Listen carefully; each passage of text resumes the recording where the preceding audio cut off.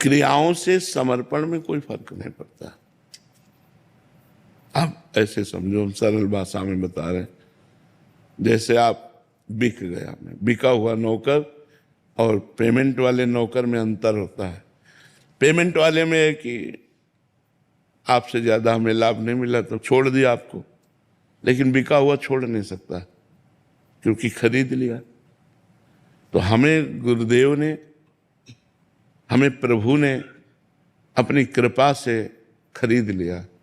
उन्होंने हमें अपने कृपा से मनुष्य जन्म दिया, अपनी कृपा से अपने चरणों का आश्रय दिया, अपनी कृपा से नाम जप दिया, अपनी कृपा से भागवतों का संग दिया, भागवत मैंने संतों का संग दिया। तो मैं बिक गया प्रभु का।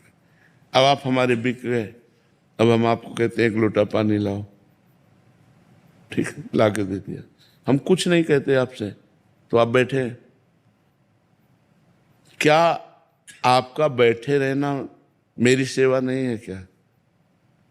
क्या आपका पड़े रहना मेरी सेवा नहीं है क्या? ये बिके हुए की बात कहते हैं।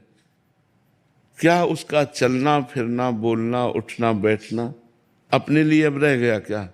क्योंकि ये तो हम तो बिके हुए हैं। समझ रहे, हमारी अच्छी से बात समझना, शरणागति की बात।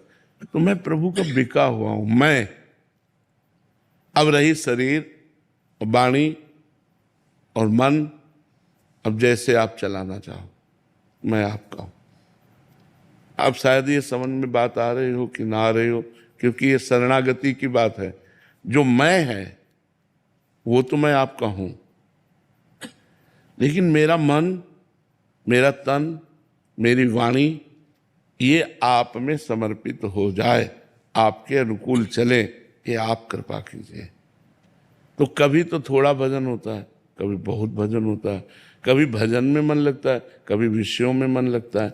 लेकिन मैं हूं कौन, ये तो पता है ना। मैं भगवान का हूं, भगवान मेरे हैं। मैं तो बिका हुआ हूं। तो बिका हुआ तो कभी बाजार में जाता है सामान लेने, कभी मंदिर में जाता है। तो उसका बाजार जाना, उसका मंदिर जाना, दोनों भजन है। एक बार अंदर से भगवान की शरण में हो जाओ।